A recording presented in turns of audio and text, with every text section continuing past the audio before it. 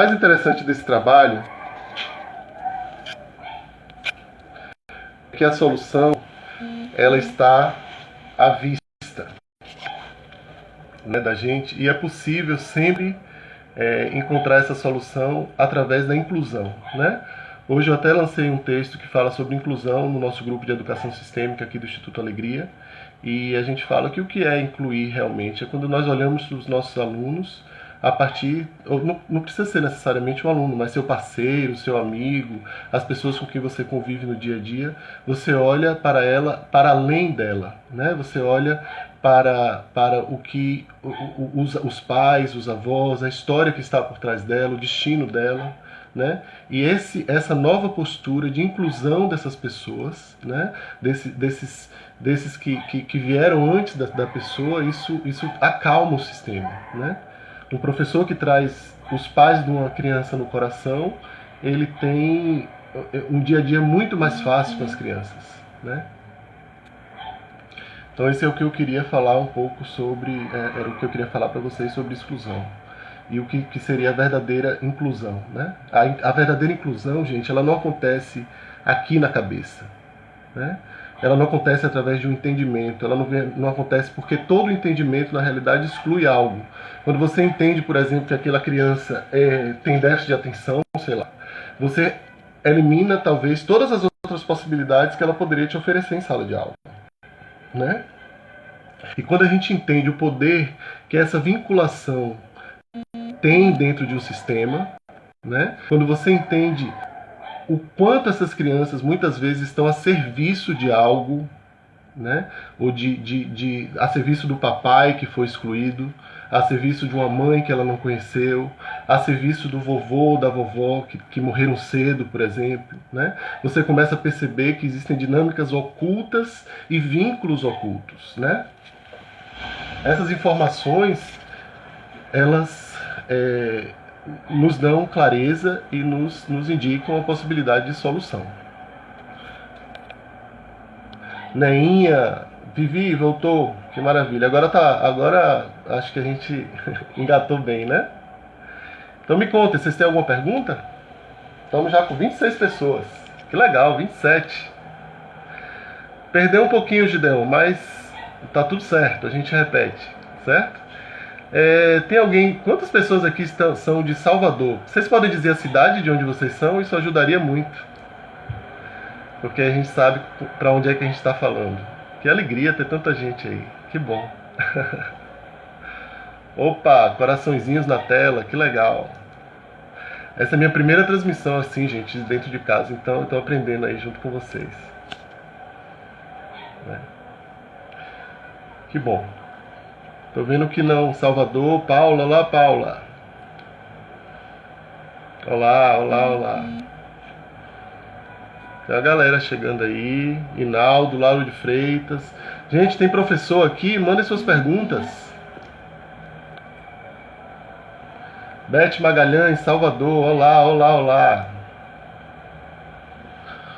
Beleza, gente, que bom. Bárbara. Então me passem mais perguntas, vamos lá, eu estou aqui à disposição. Para quem está aqui em Salvador, no próximo sábado, depois de amanhã, nós vamos fazer uma vivência, certo? Uma vivência especial. Oi, Luara! Uma vivência especial com o tema dos vínculos, né? E o poder que esses vínculos têm. A gente vai falar sobre exclusão, a gente vai falar sobre representação, a gente vai falar sobre segmento, né? Eu vou falar um pouco brevemente sobre o que são essas coisas para vocês, mas a gente não vai falar apenas, a gente vai fazer exercícios e a gente vai poder perceber, através de exercícios de percepção, os momentos em que nós estamos fora do nosso lugar e como essas leis estão atuando na nossa vida. E olá, Rita, Lani, Normândia, Luara, olá, galera. E como essas leis, elas atuam e como esses vínculos, que são vínculos realmente ocultos, que a gente não tem a ciência do dia a dia deles, como é que eles atuam na nossa vida. Então, a vivência vai acontecer aqui em Salvador. Se vocês tiverem interesse, logo aí abaixo tem um link para inscrição, né? Vocês podem fazer inscrição, e se quiserem saber mais sobre a vivência, eu também estou à disposição. No sábado, nós vamos também ter a possibilidade de fazer constelações familiares. Se algum de vocês tem interesse em fazer esse trabalho de grupo, que foi um trabalho criado, né, desenvolvido ainda até hoje por Bert Hellinger, é um trabalho de terapia, um trabalho em grupos, né, em que você olha para como essas leis estão atuando dentro do seu sistema. Você pode levar uma questão e trabalhar comigo e com Conceição, que deve estar aí também assistindo a gente, né? No sábado a gente vai estar recebendo vocês com muita alegria, né? E vamos fazer muitos exercícios para nós percebermos onde é que estão os emaranhados, né? Tá ótima, né, Sandra? Porque eu estou do lado do Wi-Fi aqui, o Wi-Fi tá ali, ó. Tá vendo? Então tá bom mesmo. Trabalho em escola de comunidade de São Cristóvão e a vida dessas crianças são duríssimas. Sim, é um bom comentário, Rita. E existe uma coisa com relação à educação que eu aprendi através desse trabalho, que é ver a grandeza do destino das crianças. A conexão está ruim, né?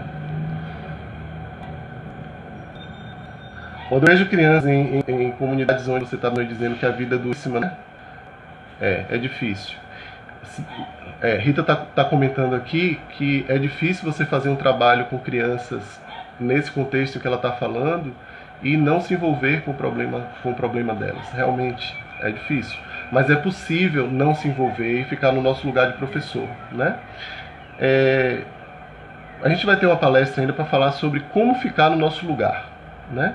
A gente tem um lugar na nossa família, né? Nós somos eu, por exemplo, sou o segundo filho de 4 filhos biológicos e mais 2 irmãos que eu tenho que são adotivos. Então, somos 6 lá em casa.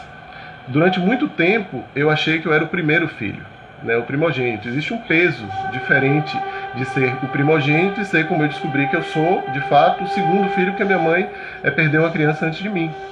Então, existe uma ordem, existe um lugar ao qual nós pertencemos. Então, quando eu descobri que eu sou o segundo e não o primeiro, algo mudou internamente em mim. É como se eu tivesse não, eu encontrei o meu lugar no mundo, né? O meu endereço. É ali que eu habito. Então, quando você resolve isso no seu sistema familiar, quando você dá um lugar no seu coração aos elementos que foram excluídos, ou quando você tem consciência da existência desses indivíduos que antes não tinham sido reconhecidos, o que é que acontece internamente com você? Você naturalmente encontra o seu lugar no seu sistema e, por isso, nos outros sistemas que você frequenta, né? Por exemplo, o seu trabalho, a sua relação de casal, o clube, o baba, né? Em todos esses grupos, você começa a perceber que você vai se adequando, que você consegue encontrar de fato o seu lugar. Eu ouço muitas vezes as pessoas dizerem, parece que eu não pertenço a lugar nenhum, eu não tenho meu lugar no mundo, né?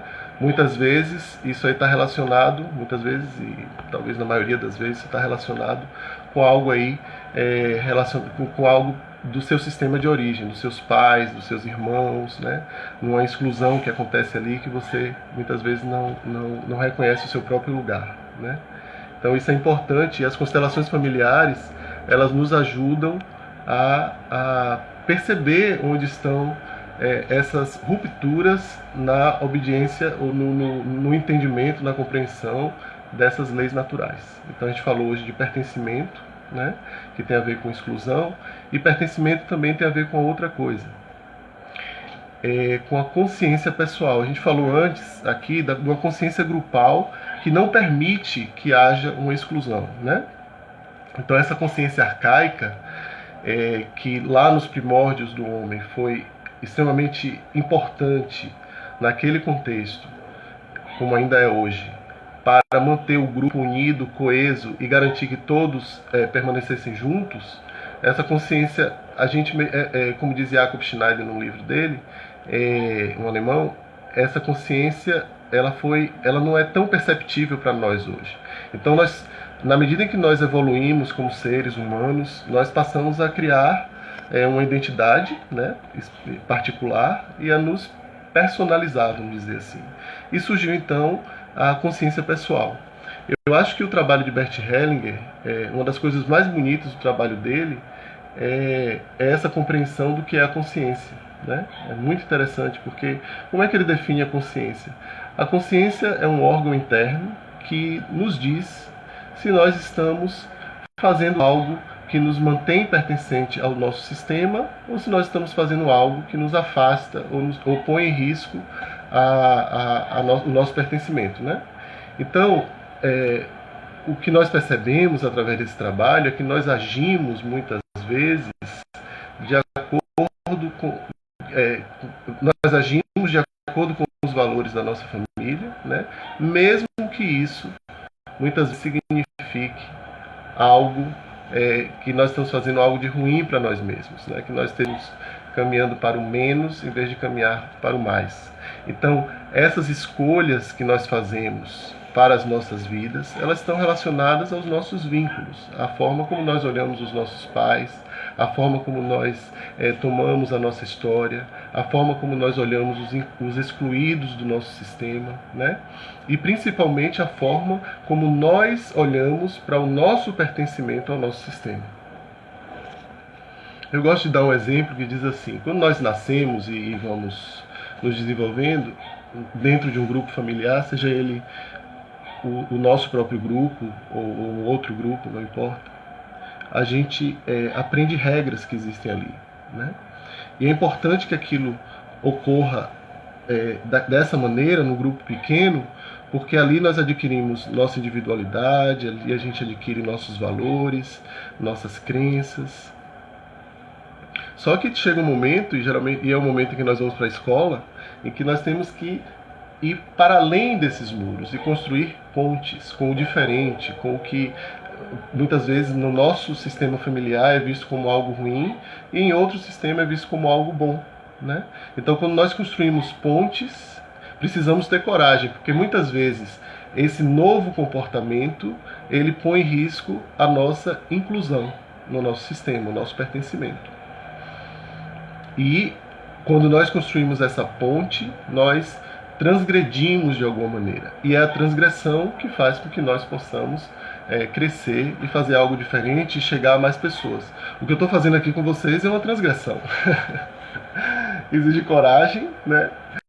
Eu não sei de ninguém do meu sistema familiar que tenha me ensinado a fazer isso, então eu estou aprendendo a fazer isso aqui com vocês, né? Exige coragem, mas só assim eu posso chegar a mais pessoas e compartilhar o que eu recebi com tanto amor e generosidade dos meus pais, né? Então é uma alegria poder construir pontes e mostrar às pessoas novas coisas diferentes e deixar que elas também possam me mostrar algo, né?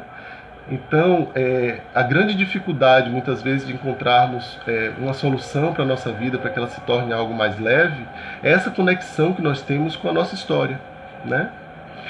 Às vezes eu dou um exemplo nas palestras assim. Imagine uma família em que de 5 irmãos, você é o 5º irmão. Seus 4 irmãos não tiveram muito sucesso material, ok? Eu estou dando um exemplo de algo material, poderia ser qualquer outro exemplo. E aí você é o 5º irmão caçula e se dá super bem na vida, ganha muito dinheiro, né? Aí você tem lá uma festa de família e você chega com seu carrão novo lá, e seus irmãos não tiveram esse sucesso que você teve. Muitas pessoas chegam na festa com a consciência absolutamente pesada, né? Se sentindo muitas vezes internamente culpados pelo sucesso que tem, né? Então, como assim a gente se sente culpado pelo próprio sucesso? Né? Sucesso não deveria ser algo bom? Por que isso causa uma culpa? Porque nesse sistema, ter dinheiro e ter sucesso é algo que transgride, né? E que nos diz assim, é muita ousadia minha ter esse carro. Numa família em que ninguém tem a condição material que eu tenho. Então a gente está trabalhando aqui com um vínculo que nos une e nos faz pertencer ao nosso grupo. Ir de encontro a isso exige coragem, mas muitas vezes é o que a gente precisa fazer para fazer algo diferente e para continuar a nossa própria vida. Imagine um homem cuja mãe, ou o pai, ou a família, Olha, tem muitos casos aí, né, de famílias que estabelecem assim, você vai casar com esse tipo de mulher ou com esse tipo de homem, né? Vai lá que você é uma mulher que se apaixona por um homem completamente diferente do que os seus pais ou que sua família esperava que você casasse. Então, eu acredito que para você ir em frente com esse casamento, você tem que ir de encontro a uma crença antiga, mas você vai deixar o amor da sua vida em troca da crença antiga? Muitos fazem isso, né? Décio, nosso professor, Décio Oliveira, do IBHBC, ele conta uma historinha que é muito, muito interessante para ilustrar isso aí que eu estou falando. Imagine um grupo de 5 velhinhas que tem uma doença crônica, né? E elas ficam esperando ali na sala, elas se encontram na sala do geriatra e criaram um grupo, uma amizade, saíam para um happy hour sempre, porque elas tinham doença crônica e se encontravam lá sempre. Vai que uma velhinha dessa fica boa, de repente, e não precisa mais ir ao médico. O que é que acontece? Ela se sente culpada ou inocente? Ela sente consciência pesada, porque ficar boa para essa velhinha significa perder o lugar no grupo, né? E deixar de pertencer àquele grupo. E no entanto ela ficou boa, né? Então são as contradições aí que a gente vai encontrando na nossa vida, que muitas vezes estão relacionadas a esses valores que nos ensinaram na nossa família. Durante algum tempo esses valores são importantes atualmente também, porque eles são uma referência que nós temos para o novo, né? Se você faz algo diferente, vamos dizer que na sua família se pintava todas as paredes de azul, agora você tem a ousadia de pintar as paredes de vermelho da sua casa, a ousadia entre aspas, né, de fazer diferente. Então agora você sabe a experiência de viver numa casa de paredes vermelhas e sabe também a experiência de viver numa casa de paredes azuis. Olha a riqueza que isso nos traz, né? Então como seres humanos, como indivíduos sociais, quando nós vamos para o mundo com essa abertura de criar pontes, de conhecer o novo, de desbravar, de criar redes, o mundo hoje, isso aqui é um exemplo de como a comunicação cada vez mais nos convida a formarmos grupos, formarmos redes, né? Então é preciso ousadia. Então no mundo de hoje, nesse mundo que a gente vive, de internet, de exposição, de tecnologia, é como se o mundo estivesse nos dando tudo que a gente precisa para fazer realizar em nós internamente essa coragem de ir para o mundo e de ter o nosso próprio sucesso através do transbordamento do que nós recebemos lá atrás dos nossos pais, né? Falando demais, deixa eu ver vocês aqui um pouquinho. Fiquei curiosa para saber mais sobre os filhinhos da mamãe e filhinhos do papai. Ah, maravilha, podemos falar disso. Obrigado, Luara. Eu não sei que horas são. Alguém pode me dizer as horas? Eu acabei vindo para cá improvisando e não trouxe relógio. E não dá para ver aqui no celular. 28 pessoas. Maria Áurea fala, muitos não convivem com o pai. Correto. O recorde de exclusão na escola, a gente costuma dizer, é do pai, né? Por vários contextos que a gente vê aí. Olinda, me ouvindo, nossa, uma honra ter a professora Olinda aqui. Que bom, professora. Que alegria tê-la aqui, realmente. Que bom. Obrigado pela participação. Professora Olinda Guedes aí, gente, que está comentando, ela é uma educadora sistêmica, psicóloga, atua no Paraná especificamente, no país todo, mas bastante no Paraná, que é onde ela mora, e ela é fantástica. Conheçam o trabalho dela, tá bom? É só clicar aí e conhecer, participar dos grupos, muito legal mesmo. Ela faz um trabalho lindo, muito especial, e eu tenho muito que aprender. Então, Luara perguntou aqui pra gente, porque na palestra a gente não teve tempo de explorar muito essa questão do filhinho da mamãe e da filhinha do papai, né? Eu vou explicar aqui brevemente para vocês, mas eu creio que isso é um assunto que precisa ser mais trabalhado. Obrigado, Sandra. Mais explorado, vamos dizer assim, mais aprofundado, mas eu vou falar aqui de forma breve para vocês entenderem. Quando a criança vem ao mundo, seja ela um menino ou uma menina, O primeiro contato que ela tem, obviamente, é com a mamãe, né? Não só o primeiro contato externo, mas ela vem do interno da mãe. Então é como se a criança fosse, e ela é parte do corpo da mãe. Então é natural, obrigado, Linda. E é natural que elas, que tanto o menino quanto a menina fique lá grudado com a mamãe durante um tempo, porque é ali que ela tem a nutrição, que ela tem ainda o contato com aquele corpo que pouco tempo atrás ela estava tão conectada, né, como uma coisa só. Só que o tempo passa, e aí vamos pensar na menina, né? Ela tem essa conexão com a mamãe, e aí, lá pelos 7, 8 anos de idade, ela precisa caminhar em direção ao pai. E ali com o pai ela aprende algo, que é ir para o mundo, né? Porque o pai representa para nós o mundo, né? Se vocês observarem, por exemplo, um pai num parque com a criança e uma mãe no parque com a criança, vocês veem claramente a diferença de que o pai, na maioria das vezes, o pai típico que eu estou falando aqui, né, gente, tem exceções, mas Shirley, dos Estados Unidos, olha lá, que bom tê-la aqui.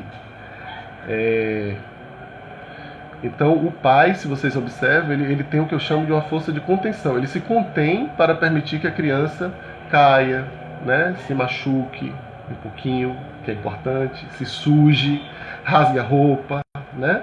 Porque é assim que ele entende que a criança vai se desenvolver. A mamãe tem outro papel, né? A mamãe faz algo, faz muito mais pela criança do que o pai. Como diz Décio, o papel do pai é não fazer, é não agir. E observem também que o pai ele permite que a criança caia, mas dentro de um limite também. Ele determina um perímetro, um limite, até onde ele vai permitir que aquilo aconteça, ele permite aquilo ali, né? Eu aqui em Salvador tem um parque da cidade, tem uns pais ensinando os filhos a andar de skate numa ladeira que você fica assim, desesperado, que coragem desse povo, né? Mas o pai permite. E as crianças seguem, é assim que elas criam confiança. Então a menina vai para o pai e depois ela retorna para a mãe. E ali com a mãe ela fica. Porque a menina conectada com a mamãe, ao mesmo tempo ela também está conectada com a vovó, com a bisavó e por aí vai. Então a mulher se desenvolve, ela aprende a ser mulher, né, com a mamãe. Então, no caso da menina, que ela vai para o pai e não retorna para a mãe, aí tem o que Bert Hellinger chama de filhinha do papai, né? É a menina que grudou lá com o pai e não tem não tem essa vinculação dessa maneira que a gente falou aqui com a mamãe, né? Isso tem sérias consequências para a mulher, né? Por exemplo, os relacionamentos amorosos.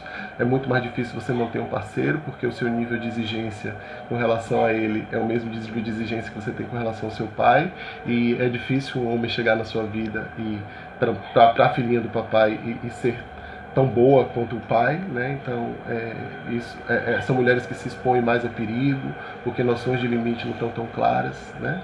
E quando o contrário acontece, quando o menino não consegue ir para o pai, né? Porque todos os dois começam com a mãe e vão até o pai, né? Para o menino ele vai até o pai e lá ele permanece alinhado com o pai. A mãe continua presente em toda a ação dela, mas ele precisa estar alinhado com o pai. E para a menina é mais difícil, que ela tem que ir para o pai e voltar para a mãe, ela faz os dois caminhos, né? Então o filhinho da mamãe está grudado na saia da mamãe, né?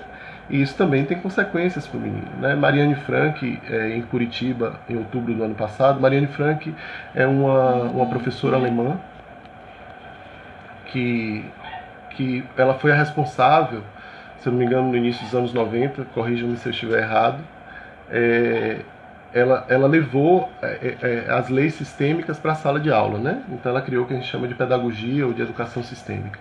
Então Mariane Frank falou em outubro uma frase que permaneceu no meu coração, assim, me chocou um pouco, assim, pela força que ela tem. Ela disse que uma mãe que nega ao filho o pai, né, que tem a dificuldade de deixar com que a criança vá para o pai, porque muitas vezes a mãe tem esse poder, né, de segurar a criança e mantê-la próxima dela, né? E quando ela não permite, de alguma forma, até muitas vezes de forma inconsciente, que a criança vá para o pai, a gente tem... ela diz que que a mãe nega à criança um direito humano, né? Infringe um direito humano, que é o direito de poder ir para o pai, né, de poder ter a sua masculinidade desenvolvida. Isso não tem nada a ver com orientação sexual, apenas com energias masculinas e energias femininas, né? Vamos ver aqui, tem pessoas comentando. Shirley, já falei. Tchaquita, Gracita Araújo, beijos. Rita Brito, filhinha do papai. Normândia, os filhos de papais normalmente se fortalecem dessa confiança nos pais e acham que pode tudo, até esnobar o próximo, é o ponto de vista. Beleza, ok. Gosto dos pontos de vista. Obrigado. Vocês têm alguma pergunta? Isso aqui é para ser um bate-papo.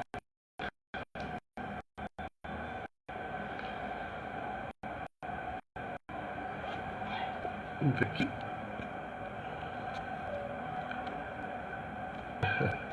Obrigado. Gente, vou fazer uma perguntinha pra vocês. Vocês já curtiram a página do Instituto Alegria? Né?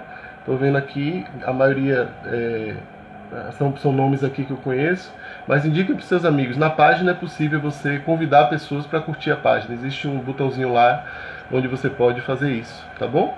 Convide as pessoas, que a gente tem colocado bastante material. A gente vai estar com novidades agora, com o canal do YouTube, com entrevistas, com mais vídeos como esse, mais organizadinhos, né? Que a gente está ganhando experiência. Conceição vai participar mais com a gente, hoje ela não pôde estar aqui. E assim a gente vai construindo esse canal de comunicação com vocês. Eu acho que a grandeza desse trabalho está na possibilidade que nós temos de passá-lo adiante. Eu não quero ele só para mim, né? Eu ganhei muito com esse trabalho e ganho todos os dias, e fico muito, muito feliz com esses meus ganhos, principalmente porque eles me fazem entender com o coração que todo mundo pode ganhar também, né? Porque se eu ganhei, porque os outros também não podem ganhar, né? Bert Hellinger, quando eu li, lá no início, quando eu comecei a ler Bert Hellinger, tinha umas frases que ele dizia assim: Raquel, sim, ok, será uma alegria atender as mamães. Convide, eu vou fazer um bate-papo com vocês sobre educação aqui em breve. Sandrinha, 1000 corações. Me perdi, já não sei onde é que eu tava. Onde é que eu tava, gente? Me ajudem aí. Perdi completamente. Mas enfim, assim, com relação ao trabalho, quando a gente transborda para frente, ele começa a fazer sentido, porque a minha alegria é saber, eu acho que a alegria de qualquer pessoa que trabalhe, né, o seu serviço. Quanto mais o seu serviço atingir mais pessoas, ajudar mais pessoas, é muito bom, né? Eu acredito muito que a gente pode mudar o mundo, mas eu não acredito que a gente pode mudar o mundo da forma como a gente está vendo aí, né? Eu acredito que a gente pode mudar o mundo fazendo a nossa parte, né? Fazendo bem o nosso trabalho, né? O nosso dia a dia, o contato com as pessoas que estão mais próximas de nós, né? Porque é assim que a gente consegue formar uma rede de cura, né? Porque vejam, se eu olho para o meu próprio sistema familiar, eu olho para os meus pais, eu reconheço a grandeza dos meus pais que me deram a vida, excluo as críticas e fico apenas com o essencial, eu curo uma célula, né? Eu sou capaz, através da minha postura, de me curar e influenciar outras pessoas. Não porque eu desejo que elas mudem, mas porque eu mudei. E isso veio espontaneamente, isso causa no outro um efeito, né? E essa onda, ela sai das minhas células, do meu sistema, e ela chega a mais pessoas, né? Essa é a beleza do trabalho lindo de Bert Hellinger, porque isso fica muito claro, né? Quando eu tenho certeza que depois de ouvir as coisas que eu falei aqui, que foram coisas descobertas por ele, não tenho nenhum mérito pessoal nisso, muitas pessoas saem das palestras dizendo: algo mudou internamente em mim, eu estou passando a ver uma coisa que eu não via antes. Talvez exista internamente a possibilidade de mudar uma postura, de olhar para algo que antes eu não queria olhar, algo que me machucava, e agora eu incluo isso, né? Através do sim, de todas essas coisas que a gente vai aprendendo aí. Realmente é um trabalho maravilhoso. Deixa eu ver aqui as perguntas. Raquel, depois a gente conversa, Raquel. Beth fala: um adulto que foi muito cobrado quando criança e até hoje faz coisas raras para chamar a atenção da mãe. Como se desvincular disso? Amando a mamãe e o papai do jeito que são, sem reclamação, sem exigência. Uma pessoa que é cobrada muito pelos pais ou uma pessoa que tem talvez pais que façam coisas terríveis, porque a gente sabe que existem pessoas que fazem coisas terríveis com as outras. Muitas vezes essas pessoas, se elas olham para o que aconteceu para elas e sem ser vítimas do que aconteceu, mas tomando a sua própria vida, a sua própria dignidade, essas pessoas ganham força, né? Hoje eu estava passando aqui na orla em Salvador e eu vi um menino de 6, 7, 8 anos de idade empinando uma raia, empinando uma pipa, sozinho na rua. Eu disse assim, gente, quanta força, né, existe nos pais para permitir isso, nessa criança, a experiência que ela está ganhando na rua. Não que eu seja favorável, pelo amor de Deus, a ter crianças na rua sem acompanhamento de adultos. Não estou dizendo isso, mas estou trazendo que muitas vezes situações difíceis da nossa vida, né, podem nos tornar mais fortes. Basta a forma como a gente olha para ela, né? Eu trabalho com meninos e meninas de classe média alta aqui em Salvador e eu olho, a gente tem muita pobreza na cidade, crianças que vivem na rua muitas vezes, e Bert Hellinger faz uma vez uma pergunta assim: que criança tem mais força? Uma criança que passa as dificuldades que essas crianças passam na rua, ou um menino que teve tudo, né, dos pais? Se eles tiverem que se expor a uma situação que exija mais deles, qual dos dois vai ter mais força, né? E aí, a partir dessa compreensão, a gente deixa de ter pena da criança que está na rua e a gente olha para a força dela, né? E isso muda algo na criança também, porque você devolve a dignidade dela. Então, Beth, independente dos pais que nós temos, hoje nós somos adultos, né? E a gente tem o controle da nossa vida. Mas enquanto a gente ainda olha para os nossos pais, lamentando o que aconteceu, o que quer que tenha acontecido, se a gente ainda traz no nosso coração imagens antigas que já não fazem muito sentido hoje, tipo assim, minha mãe disse que me ia abortar, ou meu pai não me deu aquela calói quando eu tinha 10 anos de idade, né? E você mantém isso no seu coração, você se torna uma vítima do mundo e das coisas, né? E é importante observar que a forma como nós olhamos para os nossos pais é a forma como nós olhamos para a nossa vida mesmo, né? A profissão, por exemplo, está relacionada à mãe, né? A forma como nós olhamos a nossa mãe é muito parecida com a forma como nós olhamos o sucesso, a profissão, né? São coisas aí que a gente pode aprofundar. Márcia Torres, vamos, Massinha, lá pro CMS. Fabriana Tempesta, Léo, no caso das filhinhas do papai, como fazer para conseguir se desvincular do pai e ter um relacionamento saudável? Boa pergunta, Fábio. Eu acho que cada um tem um caminho, né? Como é que a menina se desvincula do pai? Olhando para a mãe, né? Dando a ela um lugar no coração, né? Nós somos filhos de um homem e de uma mulher, de um papai e de uma mamãe. Não dá para ser inteiro se a gente não olha para os dois, né?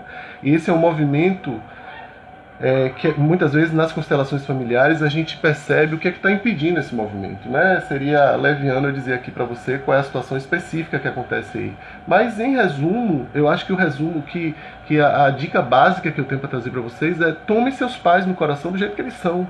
Isso já muda muita coisa, né? Se é mais próximo da mamãe do que do papai, faz o outro caminho também. Hoje dá para fazer, né?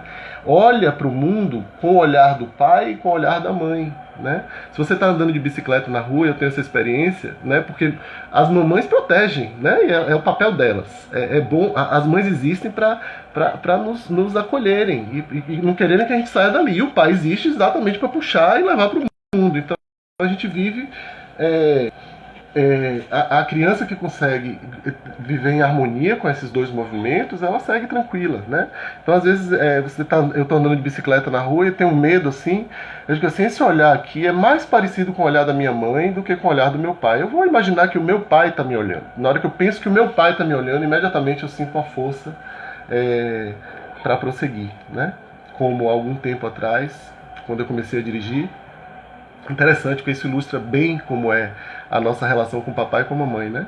A minha mãe, a gente estava no carro, eu tinha 18, 19 anos, e eu me lembro que eu estava correndo um pouco, aí minha mãe: para, menino, diminui a velocidade. Aí meu pai estava do lado e falou assim: não, pode apertar, pode pisar no acelerador, agora lembre que existe um limite, né? Você não vá com segurança. Eu não esqueço disso, né? E é essa voz do pai dentro de nós, para nós arriscarmos, a gente ir à frente, ir para o mundo, né? Então, ganha muito quem se aproxima dos dois, né? Se aproxima, mas ao mesmo tempo está olhando para frente, né? Eu gosto da imagem que eu vou trazer aqui para vocês com relação a tomar os pais, que é a imagem da tampa cega, né? Você sabe o que é uma tampa cega em casa? Aquilo que você bota para proteger, para as crianças não enfiarem o dedo na tomada. Então a gente tem, pensem aqui, uma tampa cega e pensem uma tomada normal, né? Então essa tomada, ela tem nós estamos conectados lá atrás com nossos pais, então a gente tem uma conexão com os nossos pais, mas essa conexão não serve de nada, assim como uma tampa cega não serve de nada, se ela não segue e vai adiante, se ela não tem uma continuidade, verdade? Então, uma tampa cega, que eu saiba, só tem a utilidade de não permitir que uma criança enfie o dedo na eletricidade, né? Então, quando nós estamos ainda diante dos nossos pais, olhando para eles, como se ainda faltasse algo, ou como se ainda a gente lamentasse algo que não foi do jeito que a gente quis, a gente permanece conectados a eles, né, de uma maneira tampa cega, uma maneira que é difícil para nós darmos a continuidade. O que significa na nossa vida dar a continuidade? Significa estar bem no trabalho, significa para a criança ir para a escola bem, né? Que essa é a continuidade que a criança está dando para a vida dela, porque o futuro da criança é ir para a escola, é através da escola que ela constrói o futuro. Dar continuidade significa talvez encontrar um parceiro e ter um projeto junto, né? Dar continuidade pode ser também ter filhos, e muitos fazem isso, ainda bem, né? Dar continuidade pode ter um projeto como o Instituto Alegria, né? Dar continuidade é tocar com a sua vida, né? Então, quando a continuidade que a gente precisa dar, ela não está indo bem, é porque a conexão está meio tampa cega. Você está conectadíssimo com seus pais, ó, grudado, mas não está conseguindo passar adiante porque você ainda está olhando para eles, né? Então, minha mãe costuma brincar e dizer: entendi tudo desse negócio de educação sistêmica. Educação sistêmica é simples, é botar os pais para trás. Mãe, é mais ou menos isso. Mas é botar para trás com respeito, porque hoje ela entende, né? Que quando você tem os pais atrás de vocês, você tem algo impulsionando você para frente. Então, a sua conexão deixa de ser uma conexão tampa cega e passa a ser uma conexão de tomada, de fio. Então, você pega o fio, coloca na tomada e essa ponta aqui, ó, ela pode acender uma casa inteira. Essa é a continuidade, percebe? Então aí está a chave. Espero que tenha respondido, Fábio. Nair, Léo, é muito bom ouvir você falar sobre educação sistêmica, estudo crítico e reflexivo. Obrigado, Nair. A gente não critica muito não, viu? Olha, nesse trabalho tudo está certo, né? Essa é uma beleza desse trabalho mesmo, porque a gente... Deixa eu encostar aqui um pouco. A gente percebe nesse trabalho sistêmico que a ordem das coisas nos faz aprender a respeitar o que veio antes, né? Nós não vamos resolver o problema da educação nem nesse país, nem em lugar nenhum, enquanto a gente olhar para o que foi feito até hoje com julgamento, né? Assim como você não vai conseguir ter uma boa relação com o seu parceiro atual se você julga, por exemplo, o parceiro anterior do seu parceiro. Ou você não vai conseguir ter um bom posicionamento no seu cargo atual no trabalho, por exemplo, você é um gerente, antes de você vieram pessoas que você critica, que você acha que não fez um trabalho bom, certamente o seu trabalho também não vai fluir. Então, uma coisa que a gente aprende com esse trabalho é dizer sim a tudo que aconteceu, do jeito que foi. Porque isso nos dá força, isso respeita as pessoas que vieram antes, e esse respeito, ele nos impulsiona para darmos continuidade à vida, percebe? Então existe uma ordem que precisa ser respeitada. Então, eu acho que a imagem que melhor explica isso é a imagem da fila do banco, né? Se você entra na frente de alguém, dá problema, né? Então, quando na vida a gente entra na frente de alguém, desrespeita quem está atrás, né? Sem olhar para quem veio atrás, a gente não consegue realizar bem, né?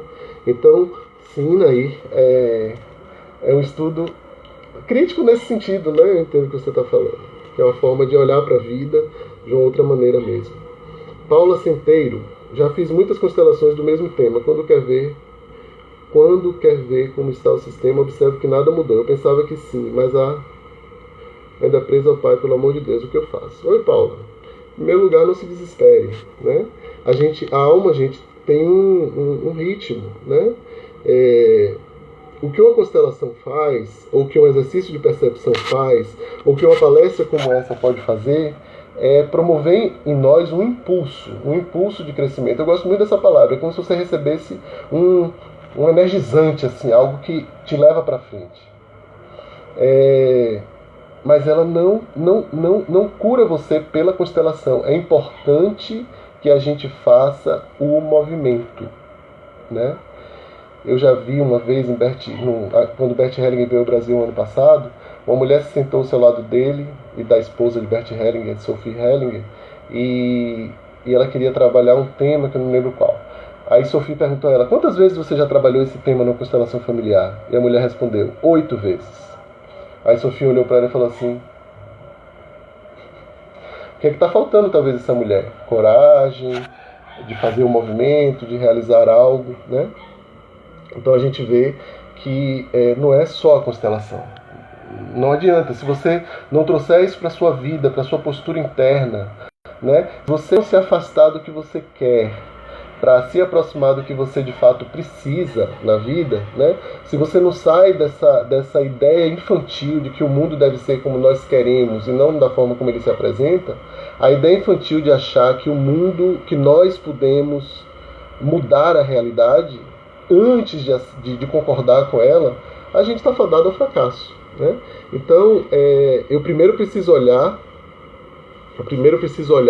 para os meus pais, para o meu sistema, e concordar com tudo do jeito que foi. Esse é o primeiro passo, porque na realidade, são os nossos pais, né? Nossos pais são a vida em nós.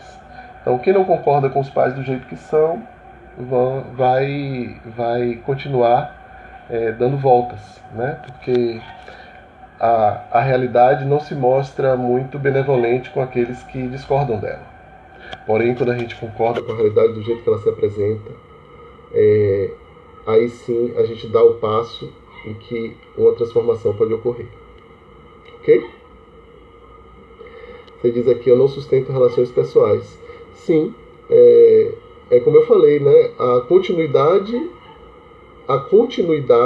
são as nossas relações. Então, se o que veio antes, que é a relação primeira que nós temos, primeiro com a nossa mãe e depois com o nosso pai, e como adultos e como seres em desenvolvimento com os dois, né? Que eu tô me referindo aqui a esses movimentos que a criança faz de ir ao pai, à mãe. Se nós não somos capazes de realizar esse movimento, nós também não somos capazes de realizar nenhum outro, né? Como é que você pode querer ter sucesso no trabalho? Como é que você pode ter bons amigos? Como é que você pode ter boas relações amorosas se você não consegue se dar bem com sua própria mãe, né? Olha, gente, se dar bem, essa conexão que a gente está falando aqui não é uma conexão pura e simplesmente de ligar para a mamãe e dizer para ela que ama ela todo dia, não. Não é só isso, não. A gente sabe que a pessoa está bem conectada com os pais quando ela está realizando algo lá adiante, né? Quando ela é capaz, por exemplo, como eu vou falar do contexto da educação, por exemplo. Quando é que eu sei, não precisa nem ser na educação, pode ser qualquer pessoa, como é que eu sei que eu estou numa boa conexão com a minha mamãe? Quando eu olho para todas as outras mamães e eu concordo com todas as mães sem crítica, né? Quem ainda critica a mãe dos outros ainda tem uma crítica com relação à sua própria mamãe. Sabe por quê, gente? Porque quando a gente consegue olhar para os nossos pais, aí eu estou falando da mãe, mas pode ser o pai também, quando a gente consegue olhar para os nossos pais pelo essencial, pelo que eles nos deram, que foi a vida, a gente consegue olhar para tudo mais com esse mesmo olhar. O nosso olhar para os nossos pais é o olhar que nós temos para o mundo. Esse é o grande segredo disso tudo, né? Obrigado, Paula. Obrigado por se colocar. Eu acho que a sua pergunta pode ter ajudado realmente algumas pessoas presentes aqui. Obrigado pela coragem também, tá bom? Foi uma alegria responder sua pergunta.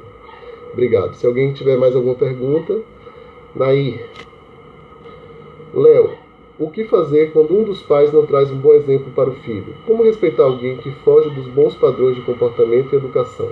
Esse respeito que você fala, a boa conexão com alguém que foge dos padrões é difícil, né? Primeiro eu vou te perguntar o que são padrões, né? Porque os padrões estão relacionados às nossas crenças, né? Do que é bom e do que é ruim, né? Se você olhar, por exemplo, a forma como os franceses criam seus filhos e olhar a forma como os brasileiros criam seus filhos, eu não posso dizer que uma forma é melhor do que a outra, porque eu fui criado por um brasileiro e por uma brasileira e deu tudo certo, né? E quando como professores nós olhamos para os pais dos nossos alunos como bons ou ruins, a gente se dá mal. Por quê? Porque a gente, ao invés de ensinar, a gente se coloca no lugar de alguém que seria melhor do que os pais para os alunos. Isso é muito para o professor. Então, eu não sei, Naí, de que lugar você está falando isso. Você quer dizer assim, como professora, como mãe, né? Eu também tenho que entender em que contexto você está, né? Como juiz, né? Eu estou falando de juiz mesmo, né? Que uma criança vai lá, é maltratada pelos pais e é um juiz que decide o que é que vai fazer com aquela criança. Então, se você puder me dizer aí de que contexto seria, eu sei que você é professor, não sei se está falando disso, né? Porque se você, por exemplo, você observa que o pai do seu filho age de uma maneira que você discorda, isso tem uma... como mãe. Muito bem, tá bom. Então é isso. Como mãe... Bem, tem duas coisas aqui. Eu acho que é importante a gente separar a mãe da esposa e o homem, né, o marido, do pai. Correto? Como pai, nossos pais são perfeitos. Como pai e mãe, eles fizeram o que tinham que fazer, né? Que é passar a vida adiante. Isso é essencial. O que eles fazem ou deixam de fazer como homens, né? Que realizam algo. Isso quando a gente consegue separar as duas coisas, o pai do homem, a gente tem clareza. A gente tem clareza como filho, né? Porque, por exemplo, quando você ouve uma mulher criticar o homem, ela está criticando quem? O pai ou ela está criticando o marido dela, né? E quando uma criança ouve a crítica da mãe ao pai, ela está ouvindo a crítica, ela entende que é uma crítica ao pai, mas na realidade é uma crítica ao marido. Então, quando a gente consegue separar essas duas coisas, todos os pais estão certos, né? Agora, se você está numa relação de casal e você discorda com a forma como o pai dos seus filhos os trata, eu acho que cabe cabe a vocês dois conversarem sobre isso, né?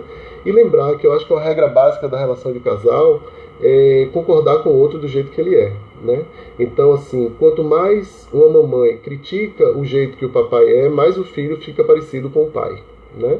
Mas uma mãe que consegue dizer para o filho: eu não escolheria outro homem para ser o seu pai, você tem o pai certo para você, é o homem certo que eu escolhi, e é o seu pai, e eu o respeito como seu pai, porque se não tivesse sido esse homem, não poderia ser esse filho. O que é que acontece com a criança nessa hora, com o adulto, não importa, com o filho nessa hora?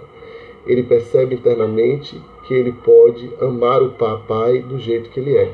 E aí a criança não precisa mais excluir o pai. Lembra que a gente falou lá atrás que a exclusão causa uma repetição de um comportamento, né? Causa uma reação no sistema. Então, se eu excluo meu papai, eu fico igualzinho a ele, muitas vezes, né? E aí você cresce e diz assim: gente, falei tanto mal do meu pai que bebia demais, ou do meu pai que falava grosso, meu pai que falava alto, meu pai que falava isso, que falava aquilo, que eu estou igualzinho a ele. Por quê? Porque eu excluí, né? Então, como mamãe, Naí, obrigado pela sua pergunta. A gente não, né? As mulheres, e eu tenho o maior respeito por esse papel incrível que é ser mãe, porque isso é um papel de uma grande responsabilidade, principalmente para a mãe, porque a mãe, como diz Bert Hellinger, a mãe é o portal da vida, né? Literalmente, que é através da mãe que a criança vê o mundo. E ela é o portal da vida também simbolicamente, porque é através da mãe que a criança conhece o mundo, conhece o pai, né? Então é através da mão da mamãe que a criança vai até o papai. Se a mãe não permite que isso aconteça, a criança não vai bem, né? Então, se ela diz, por exemplo, você não seja alcoólatra igual ao seu pai, essa criança sente-se impelida por amor ao pai e para dizer assim, mamãe, não é possível excluir o pai, eu sou metade do meu pai. Não dá para você dizer para não ser igual a ele, ou não dizer isso de uma forma pejorativa, de como quem julga, porque se você faz, quando você faz isso, você está fazendo com que a criança repita exatamente o comportamento que você não quer. Porém, quando você diz, você tem um pai certo para você, e se você tiver que ser igualzinho a ele, tá tudo certo, o que é que acontece com a criança? Você abre um espaço em que ela pode ser também de outra maneira. Você pode ser igual ao seu papai. Para mim tá tudo certo, porque afinal foi eu que escolhi o seu pai. Percebe? Naí, ajuda, responde. Então é isso, gente. Se não tiver mais nenhuma pergunta, adorei. Lembre que, mais uma vez, o link está aí embaixo, né? Sábado, na Casa da Yoga aqui em Salvador, nós vamos falar sobre esse tema e sobre outros temas também, né? Vamos falar sobre o segmento, que é o desejo de muitos filhos de seguirem os pais na morte. O que é que isso significa, né? Vamos falar da representação, vamos falar como as crianças imitam os pais e as consequências que isso tem para a vida deles. E vamos, além de falar sobre isso, vamos também fazer exercícios em que cada participante poderá reconhecer no seu sistema o que precisa ser feito. É um trabalho incrível, eu sou completamente apaixonado. E convidamos vocês, eu e Conceição estaremos lá com muita alegria, espero que vocês possam ir, tá? E quem não é de Salvador, fiquem atentos aqui, porque aqui no Face a gente vai sempre fazer esses encontros, que eu adorei, viu? Tem mais alguém aqui? Mais algum recadinho? Obrigado, Léo. Continuei aqui te ouvindo. Naí, obrigado, Naí. Valeu, Paula. Tá bom, Naí. Massinha, beijo. Que bom, Massinha, você finalmente assistiu. Me viu falar, né? Te espero nas palestras. Tá bom, gente? Beijo grande. Eu vou deixar esse vídeo no ar durante um tempo aí. Eu acho que pode servir para outras pessoas. Tá bom? Vocês podem compartilhar. Gisele de Maceió. Tá bom? Beijo grande! Beijo grande, muitos beijos. Que bom, eu senti a presença de vocês todos aqui. Eu vejo os pais de vocês, tá bom? E dou a eles um lugar no meu coração. Durmam com seus pais, tá bom? E vocês vão ver como tudo muda, tá bom? Quem mais está aqui? Digam que vocês estão aqui. São 36 pessoas a gente chegou até hoje. E eu quero saber quem vocês são. Tá bom? Muita alegria recebê-los. Beijo, gente. Boa noite.